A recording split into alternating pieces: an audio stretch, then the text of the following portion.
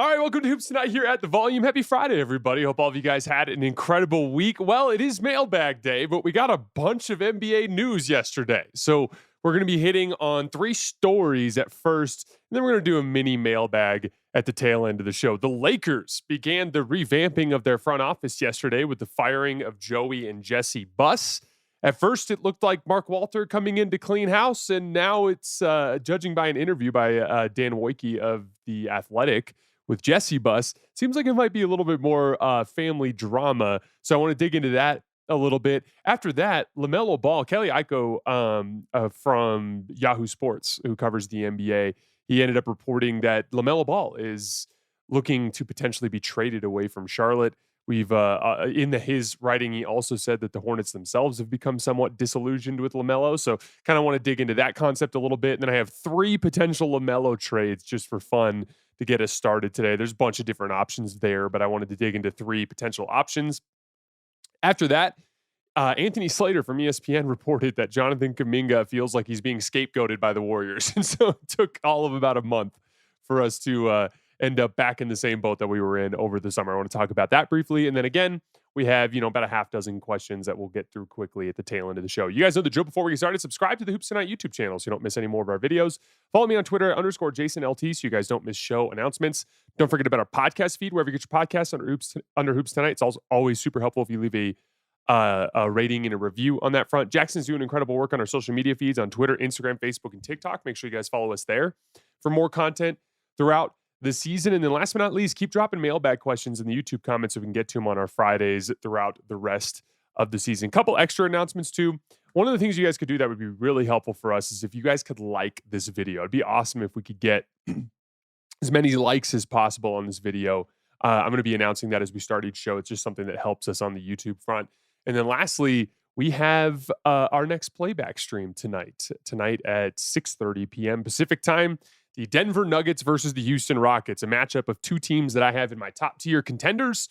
We talked a little bit about this yesterday. We're going to do contender rankings next week, but Houston will be joining that tier. So a fun showdown between Denver and Houston tonight. All right, let's talk some basketball. So the Lakers fired Joey and Jesse Buss.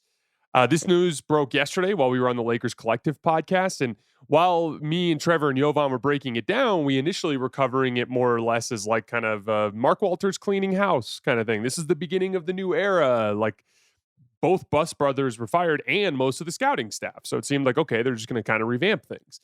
But then last night, Dan Wojcicki of The Athletic published an interview with Jesse Buss that painted a very different picture, something more along the lines of a multi-year rift building between the Buss brothers and their sister, as well as the rest of the front office, which effectively ended in them being pushed out.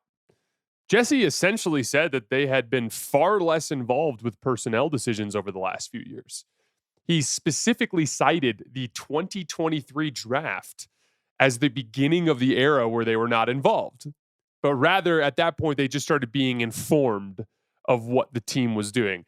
That's obviously hilarious, and it's very pointed and specific because in 2023, that was when Jalen Hood-Schifino was drafted.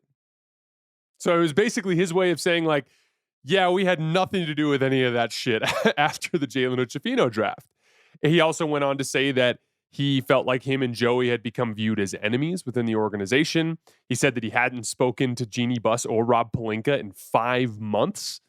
So instead of looking like Mark Walter was cleaning house, it's looking more like a family civil war. And then there was this bar that Jesse dropped at the tail end of the interview. And I hope that going forward, that Mark can kind of bring a lot of what he brought to the Dodgers. Because I think if the vision, more or less, is the same from what I've seen over the last 10 years, then it necessarily isn't always going to lead to the success that Lakers fans have become accustomed to when my dad ran the operations and owned the team.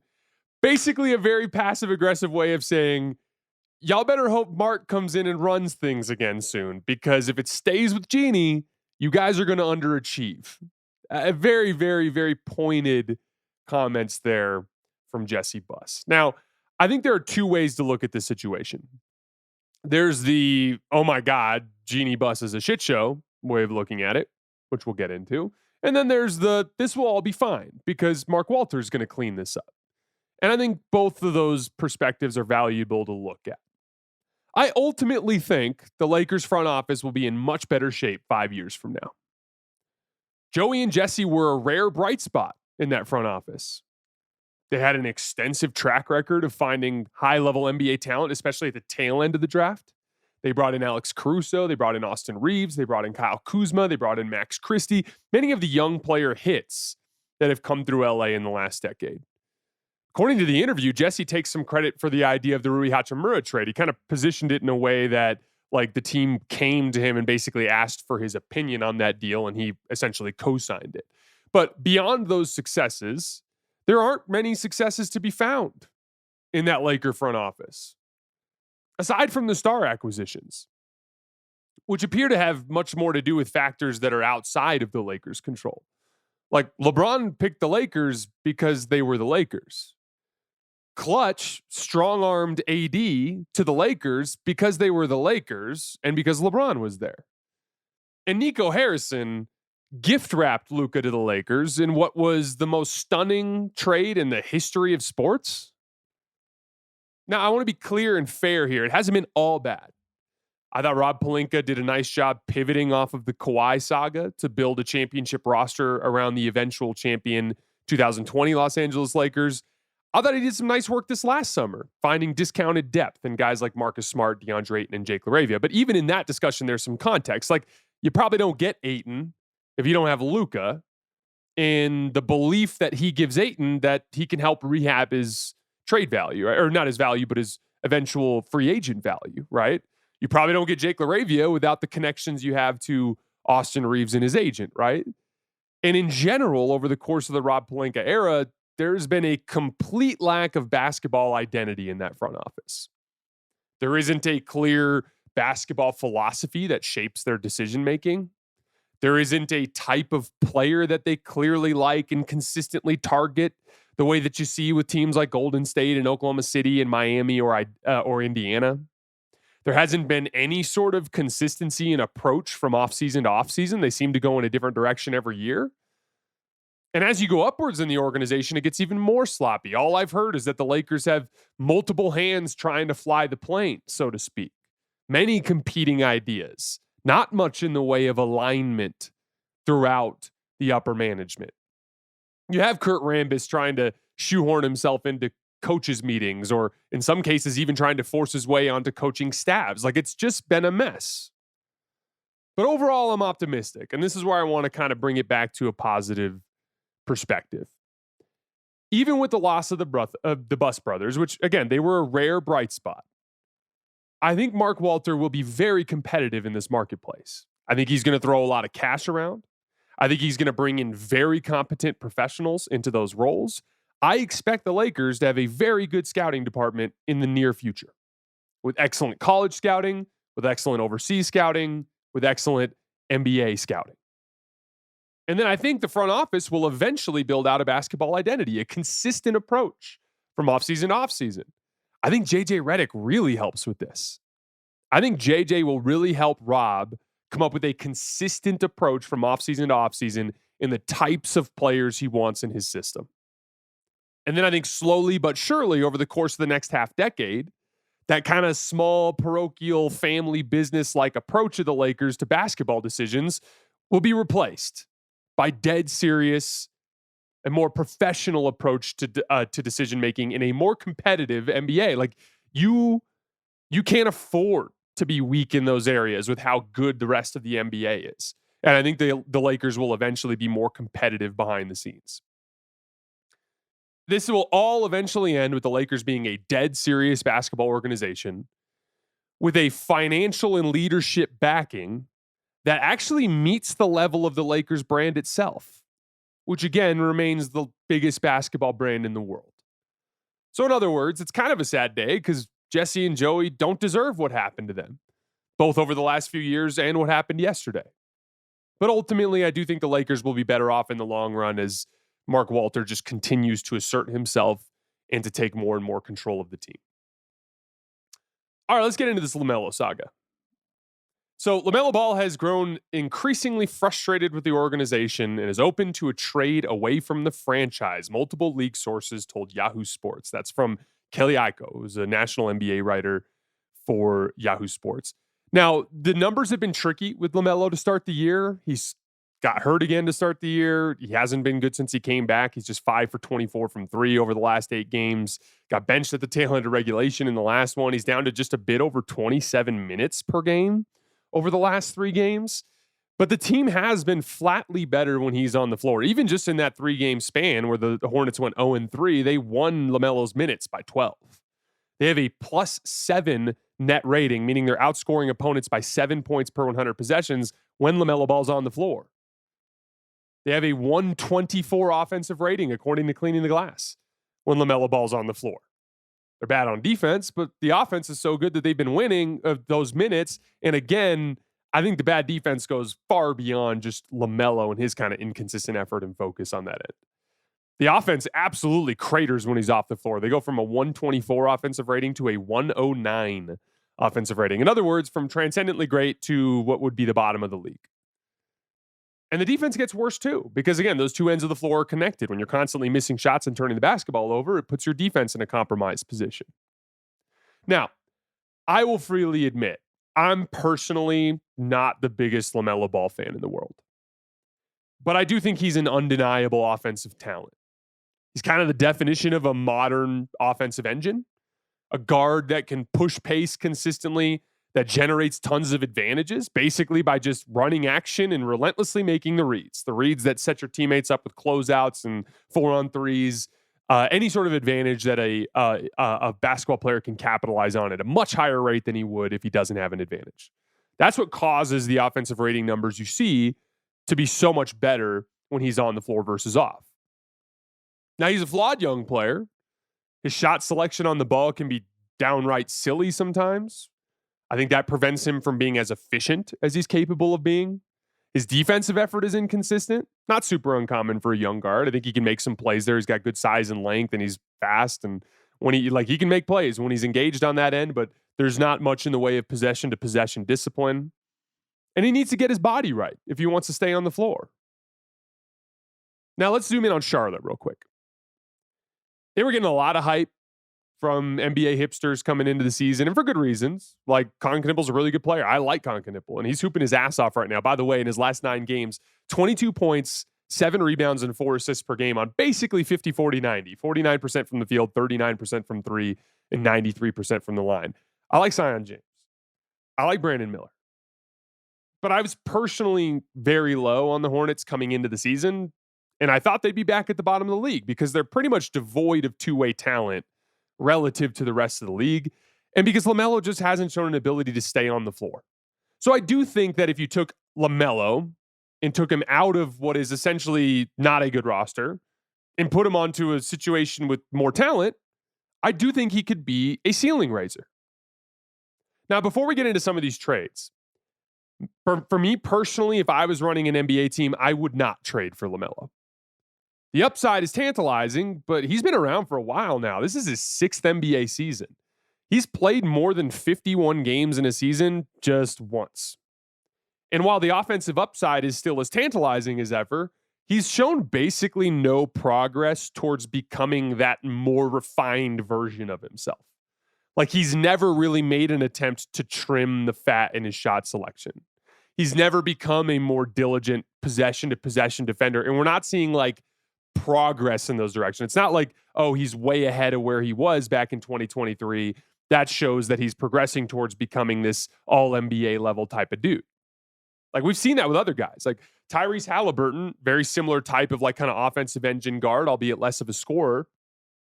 With Tyrese Halliburton, we've seen in the last few years him become a little better each season at competing in the defense, competing in the scheme, throwing hard hedges and recovering with his hands up and sprinting back out to the shooter slipping out of the screen. Like, we've seen progress there that we haven't really seen with LaMelo. So I personally don't think he's worth the risk if I was running an NBA team. But ultimately, LaMelo Ball will end up being traded. Again, Kelly in his report also said that the Hornets themselves are disillusioned with LaMelo. So if the Hornets don't want him and he doesn't want the Hornets, He's going to be somewhere else soon enough. So just for fun, and again, there's a lot of different options you can go, a lot of different directions you can go here, but I came up with just 3 fun LaMelo Ball trades just to kind of brainstorm this initial phase. And if I have others, I'll pitch them when we get further down the line. But first one here, LaMelo Ball to the Mavs for Anthony Davis. This one was floating around yesterday a little bit, and it's interesting to me. So the rough structure of this deal would be something like Anthony Davis and D'Angelo Russell or one of the other small contracts for the Mavs. I know Mavs fans are already being driven crazy by D'Lo because he's just been in such a massive role as the injuries have piled up. But it'd be Anthony Davis and D'Lo or one of the other smaller contracts for LaMelo Ball and Colin Sexton. I don't think there would need to be any draft compensation on either side of this deal. Like, Anthony Davis is just a much better basketball player than LaMelo, and that would counter any of the additional value you'd get from LaMelo's youth. And yeah, Anthony Davis has had health issues, but nothing close to what LaMelo has had. In this situation, the Hornets would get this incredible center to essentially be a bridge between this era and the future. Gives you an opportunity to see if guys like Moussa Diabate or Ryan Kalkbrenner could become that foundational center for them. But in the short term, you give Colin Knippel and Brandon Miller a chance to compete with like a legit foundational center in the long term. And then one of the other things too is like Anthony Davis will eventually over the next few seasons have a stretch where he stays healthy for like 30 games or so. And when that happens, he's gonna look awesome because that's how Anthony Davis's career has been. As long as he's healthy and on the floor consistently, he eventually gets in shape and builds rhythm. And when that happens, the Hornets would essentially have an opportunity at that point to trade a rehabbed version of Anthony Davis's value. They could flip him at that point in the future should they so choose. And then on the Mavs front, you get 2 things. You get a potential young star to pair with Cooper Flagg, who would fit really well with him. I think it more appropriately slots Cooper in an off-ball role, playing with an advantage, channeling his efforts on defense. I think they complement each other really well. And then you also add a secondary ball handler in Colin Sexton for a team that is still, even with LaMelo, really short on ball handling. And you get kind of excited when you look at a lineup that has like LaMelo Ball, Max Christie, Cooper Flagg, PJ Washington, and Derek Lively. Like, it's pretty damn exciting, right? And those are all guys like Max Christie can knock down a 3 and drive a closeout. Cooper Flagg, as we've talked about, is one of the best read makers out of a young prospect that I've ever seen. PJ Washington, when we watched him alongside Luka Doncic when he was getting spoon-fed advantages, is a really high-level weak side scorer. And Derek Lively is that screen and roll threat that's also such a great defensive anchor on the other end of the floor. You also have 4 really good defensive players there next to LaMelo. I really like that deal for Dallas. And I think you could talk yourself into it if you're Charlotte, is getting out of the LaMelo business, getting a guy that kind of makes you a more serious basketball team in the short term. And if you look at both of those guys as guys with flawed trade value, right? Anthony Davis, older, had some injury issues. LaMelo, somewhat of a kind of like a mercurial type of player who also has injury issues. They both kind of have low value right now. But if you get Anthony Davis and you rehab his value, you could potentially trade him for more down the line. Next LaMelo Ball trade. The Warriors make up for the James Wiseman mistake. This one would be a little bit more complicated to pull off. Like, the foundation of the trade would essentially be LaMelo Ball for Jonathan Kuminga, but it would get tricky from there. The Warriors would have to aggregate some salaries, and they don't have a lot of salaries to aggregate because of their 3 massive contracts. So it'd probably be like Buddy Hield and Moses Moody added to the deal. And you hate to lose a guy like Moses Moody in a deal like that, but you'd basically have to if you wanted to get a guy like LaMelo. And the Hornets would have to clear some roster spots in order to make this all happen. But once again, similar to the Dallas trade, I don't think there'd have to be too much in the way of draft compensation going either way. Like, if you're Charlotte, Moody and Kuminga is a really nice return for LaMelo. And essentially, if you look at it from both perspectives, Charlotte would get a really nice power forward prospect to pair with Brandon Miller. I think they'd eventually get off of Miles Bridges in a separate deal. I think Kuminga, just because of his first step quickness, and he just has like a little bit more of that, I'll actually say he has considerably more like one-on-one potential in the big picture. I think he's a prospect that I like better than a guy like Miles Bridges. And Moses Moody is like an awesome 2-way wing to help bolster them on both ends of the floor. Golden State would get a legitimate secondary shot creator off of Steph. I think it'd be kind of clunky at first, but you could argue the short-term returns would not be very good. But at the very least, they'd have a foundational piece to look at for the era after Steph, the guy you build the offense around when Steph retires. Now, once again, to be very clear, if I ran the Warriors, I would not do this deal. But I could totally see Joe Lacob stepping in and making something like this happen, just with some of the control that he has on the team. The last trade that I'll pitch to you guys today, the Spurs partner LaMelo with Wemby. So this deal would essentially just be De'Aaron Fox for LaMelo Ball. It might involve a 3-team construct where De'Aaron Fox gets rerouted. That kind of just depends on what value Charlotte would see in De'Aaron Fox. Fox is only 27, so maybe Charlotte would give it a shot with him, but I could see him getting rerouted. But I like the idea in theory for San Antonio. They get a legit offensive engine to pair with Victor Wembanyama. They could get the deal done without having to give up any of the other young guards. You can keep a Dylan Harper and Steph Castle as essentially insurance. It kind of like solves your timeline issue in the sense that, like, I think Steph Castle and Dylan Harper are both guys that have potential to become all-stars in this league. But it might be 3-4 years before they get to that level. And Victor Wembanyama is ready to be first-team All-NBA this season. He's ready to be competing for a championship this season. And so you have this like kind of upside in the sense that you get this big offensive engine type of weapon in LaMelo that can grease the wheels for you on offense. You can completely support him on the defensive end of the floor because you have such big athletic guards and because you have Victor Wembanyama underneath the basket.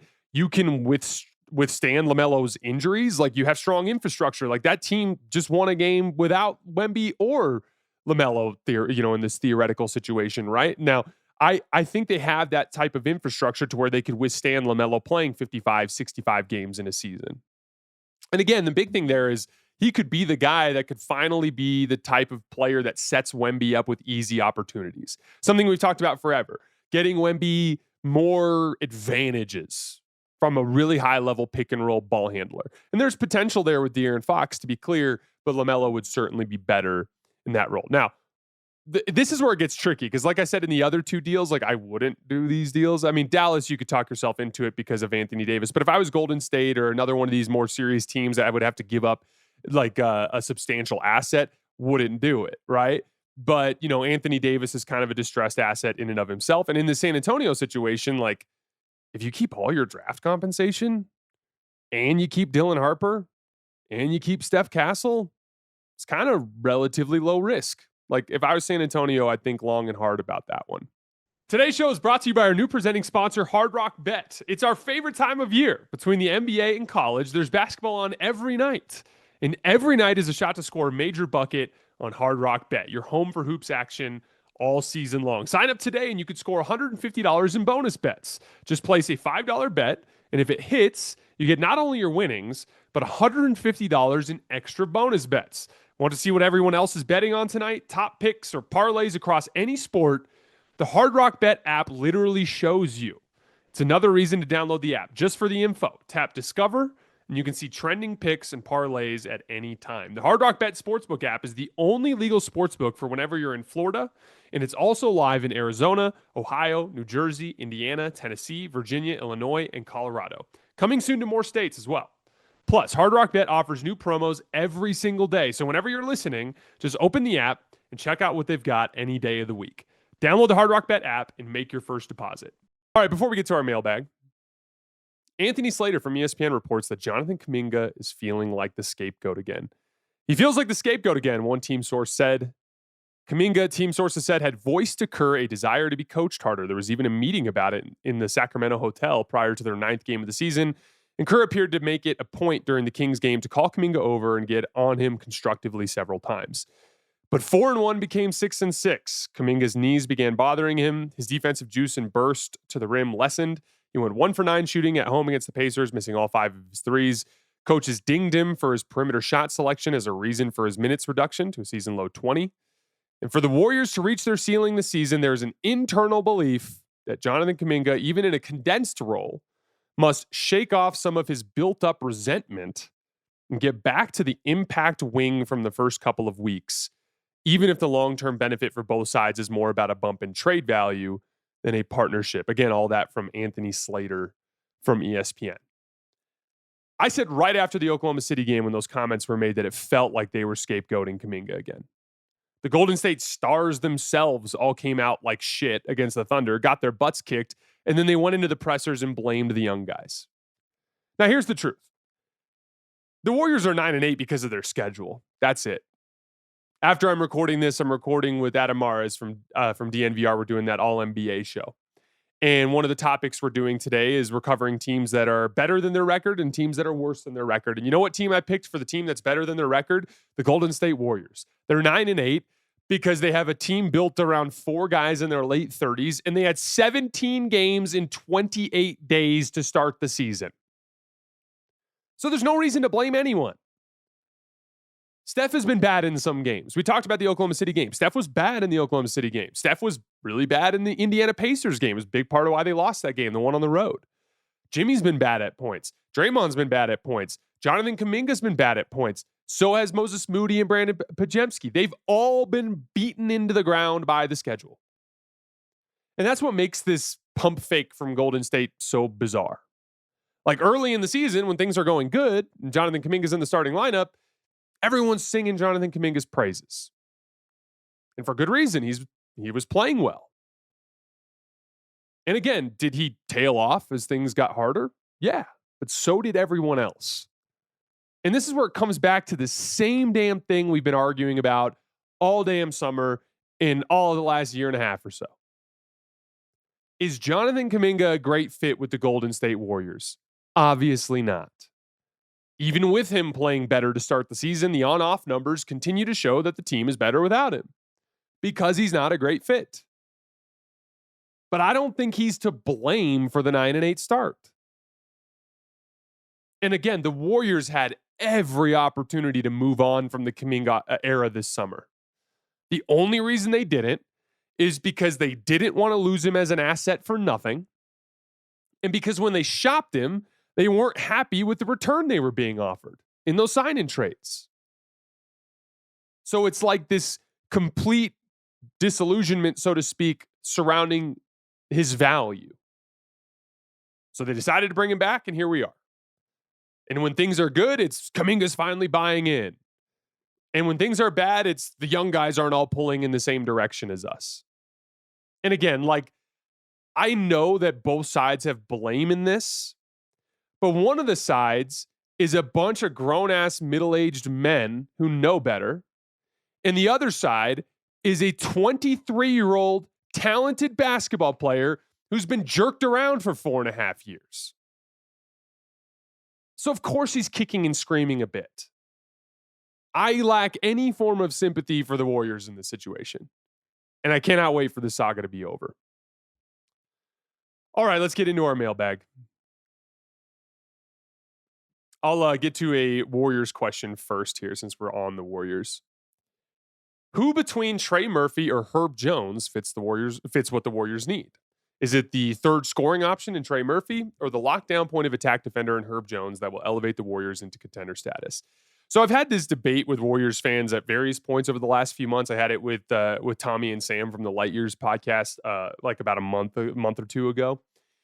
And, you know, they kind of both leaned more towards the Herb Jones type. Essentially, they want a big athletic forward. Essentially, like we talked about it in the context of like an Andrew Wiggins versus a Jordan Poole. Which version do the Warriors need? Do the Warriors need what Jordan Poole was to the 2022 Warriors, or do they need what Andrew Wiggins was to the 2022 Warriors?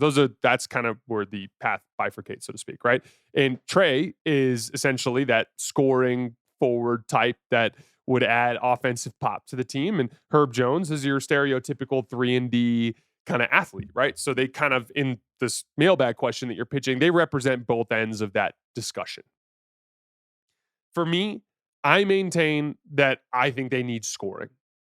I think ultimately the biggest problem the Warriors have is that when the young guys and everybody down the roster, whether it's Jimmy being able to score and carry bench units, or it's Draymond Green knocking down catch and shoot threes, or it's Moody and Pods going for 30 points on any given night rather than 15.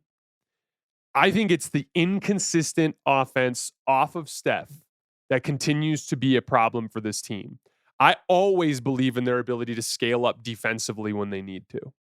So for me, I would be targeting someone more along the lines of a Trey Murphy. That said, either player would help the team. I'm not going to sit here and pretend like Herb Jones wouldn't help the Warriors. But to me, you have a guy in Moses Moody who provides a rough approximation of that. No, he's not as good as Herb. but he provides a rough approximation of that. A guy who can guard the opposing team's best player, the guy who's better at it than Jonathan Kuminga because he's better and more disruptive with his hands, a guy that can bring some catch and shoot play, attacking closeouts, he even brings some movement shooting too.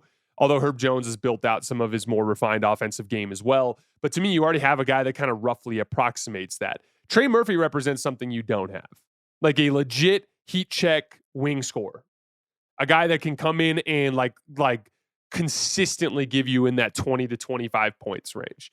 A guy that's not going to have as many nights where he just is a non-factor on the offensive end of the floor. So for me, whether it's Trey Murphy or it's someone else, I lean towards the Warriors need scoring pop. They need someone that can come in for a 5-minute stretch when Steph checks out of the game and legit like provide the offensive explosion to carry those units. That's the kind of guy that I would be targeting if I was the Warriors.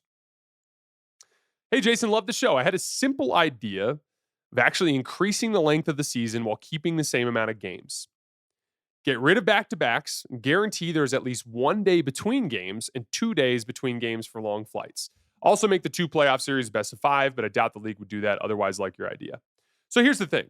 I think the problem with lengthening the season is it's already so fucking long.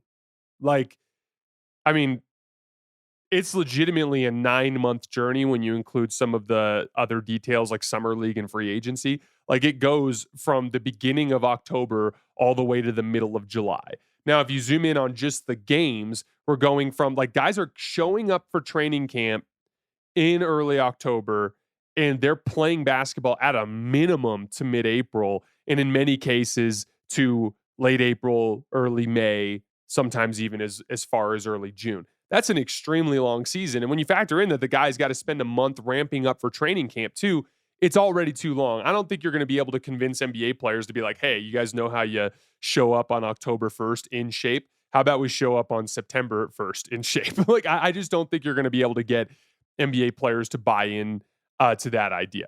That said, I do think like the idea of like trying to get rid of back-to-backs and making the schedule more tenable for all of the players is a good idea. I just think you do it by reducing the number of games. Love your point about like having long flights, cross country travel be surrounded around 2 days off and things like that. Just find ways to make it much more manageable for the players.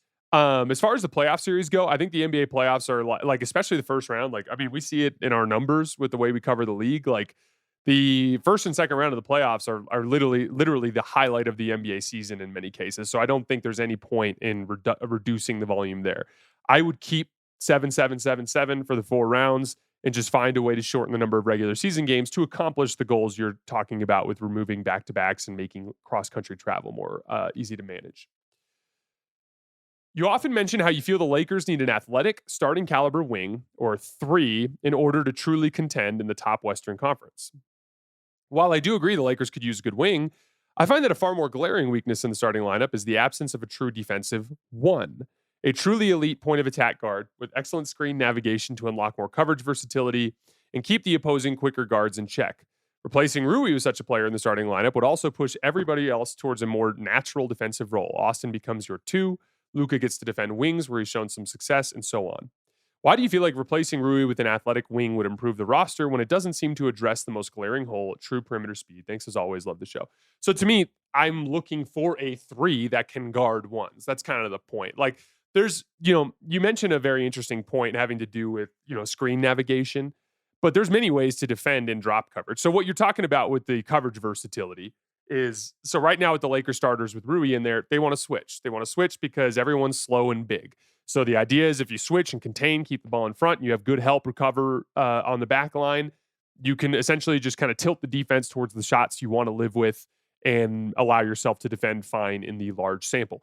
Haven't done it well this year yet, at least not in the short sample we saw with in the Utah game, but I think there's an ability for that coverage to work. We talked about that a little bit in the Lakers Collective pod yesterday. But it gets complicated because if you want to run drop coverage, you need to have someone that can get over screens. There's multiple ways to do that, though. There's the case in Wallace, like I'm attached to your hip the whole damn way, and I'm like getting over the top and staying attached and making you uncomfortable. But then there's the length and rear view contest way of looking at it, right? This is like kind of like the Jaden McDaniels, Herb Jones type of archetype where it's like they're still fast. They don't necessarily stay as attached, but they have such good length that when they're back pressuring, they still get in the offensive player's head because they feel like if they rise up in the mid range, they're going to get blocked from behind, which then can trick them into essentially forcing their penetration further into the rim, where now you have your drop coverage big waiting. It's essentially a funnel, right? You're funneling them into that big man. Cason Wallace archetype is going to do it by staying attached. Herb Jones archetype is going to do it by using his length pressuring from behind, right? So like those are like the two different ways to do it. To me, I still look at that roster as like needing kind of like length and athleticism rather than just speed on the perimeter. You need both, but if you can find a three that accomplishes a version of both, that is where you're cooking with grease, right? Or cooking with gas, right? So like, for instance, I've talked about Andrew Wiggins. Now, Andrew Wiggins to me is in his 30s now, so like I don't think he necessarily makes sense for the big picture goals of the Lakers, but strictly viewing it through the short term, he's an example of what I'm talking about. A big, fast athlete who brings speed, who brings athleticism, who is an excellent rebounder, but that you can also deploy on the other team's best player and has some versatility. Because again, the other thing that you're forgetting here is like, let's say you have a more of an athletic one that you bring in, and you have like this. Let's just use a Davion Mitchell for example. Davion Mitchell at the one, Austin, Luka, LeBron, and DeAndre Ayton. What happens when you run into some of the bigger ball handlers in the league? Like, is Shai Gilgeous-Alexander just going to shoot over the top of Davion Mitchell every single time, right? Like, there's a certain amount of like size and position that you deal with there too. The idea of finding more of a three that is a like perimeter defender type, a la Andrew Wiggins, but the reason why we keep coming back to Herb Jones is he's a younger player to where like you can at least convince yourself if you're making that trade. Like if you trade a first round pick for Andrew Wiggins, you're trading a first round pick for a guy that doesn't necessarily fit Austin and Luka's timeline. If you trade a first round pick for Herb Jones, you could be like, this is our starting three for the next 5 years. Like this is legitimately a foundational piece next to Austin and Luka. That's a guy who can guard an opposing point guard, like, can he guard a Shai Gilgeous-Alexander, Devin Booker, a bigger forward like a Kawhi Leonard? Can he guard like all of these different types of players? Can he guard a Jamal Murray? Can he guard like can he guard a Tyrese Maxey? Can he guard like these various different types of ball handlers? That's where like a traditional kind of like three makes sense as a guy that could kind of round things out for that unit. Tim Legler on the All-NBA podcast mused that the injury spree in the NBA right now is caused by a lack of preseason prep from teams and athletes. He remarked that the NBA is much less physical than when he played, and that players are just not doing enough to prepare themselves for the 82. Do you agree with this? Personally, I think that's bogus and surprisingly short-sighted take from a guy I generally respect. I think your take and most of the new school analysis are 100% on the money. The NBA has grown into a far more physically demanding and taxing game than it used to be due to the speed and pace of play, lateral movement, and 82 games is just far too many for the intensity of the current game. Love the show, man. Keep up the good work.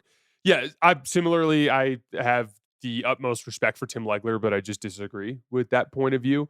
There's a lot of, I think every basketball player has a certain affinity for their era, and I think that can color everybody's analysis. Like you bet your ass that 20 years from now, I will probably be the guy that's like, back in the 2010s, they played this way and it was better. Like that's just human nature, right? I think like the points you made are all pretty obvious, right? Like the game is insanely fast. Way more possessions in transition, way more sprinting. Even within the half court, there's way more speed. There's way more attacks on each possession, the side to side, the drive and kick basketball. The amount of times that you're sprinting, closing out, planting, changing direction, and then all of a sudden turning and running the other way up the floor. Like it is just much harder on the body. And again, we're not seeing dudes like, according to the physicality that Tim Legler is referencing, we're not seeing like a bunch of dislocated shoulders and like broken wrists and like injuries that come from physicality. We're seeing soft tissue injuries and ligament injuries. We're seeing Achilles, ACL, calf strains, hamstring strains. That's the kind of stuff that we're seeing. And that is all associated with the human body of basically just not being able to withstand the grind of the NBA regular season. Now, with how fast the game is played and how much body movement there is in any given game. Next question. Help me make sense. We have two more. Help me make sense of this Raptors team and their success this year. No superstars and feels a lot like the Pacers last year. So we did a Raptors segment last week on Friday, and then we hit them again at one point earlier this week. So I'm not going to go too far into it, but the very short version of it is they've, after kind of a rough start to the season, they've recaptured some of their defensive identity from the tail end of last year. They're a very good defensive team. They're getting out in transition a ton, which is part of that like defense to transition attack that is super successful in the modern NBA. You get stops, you run. When you run out in transition, you're roughly 20% more efficient than you are in the half court. It's just an opportunity to build additional margin. The surprise has been one of the things we talked about coming into the season is they've got a lot of playmaking talent. They've got a lot of guys that can pass the basketball. So we talked about in the half court, like they got shooting issues, but what if they're just like surgical in their playmaking ability? And that's what's manifested. They've played really impressive drive and kick basketball. They're a high assist percentage team. They move the ball well. And then to your point about the superstars, like I know they don't have necessarily bona fide superstars, but Scotty Barnes and Brandon Ingram can make some plays. And like they had a game the other day. I'm trying to remember who it was they were playing, but we talked about it on the show. But I think it was Charlotte. And Brandon Ingram, or Scotty Barnes, back Miles Bridges down in the post and dunked on his ass, and then went down and had a huge block on Brandon Ingram had a huge block on Mason Plumlee at the rim, and then Kalkbrenner, I can't remember, one of the Hornets bigs, I think it was Kalkbrenner. They go down the other end and Brandon Ingram makes a beautiful read out of a post up to a guy cutting down the lane to RJ Barrett, I think, who gets a little layup, and they go down to the other end, and then Scotty Barnes gets a huge block right at the rim that cleans up a play. Like Scotty Barnes and Brandon Ingram can kind of leverage themselves to make superstar-esque plays, which can help them win games on the margins.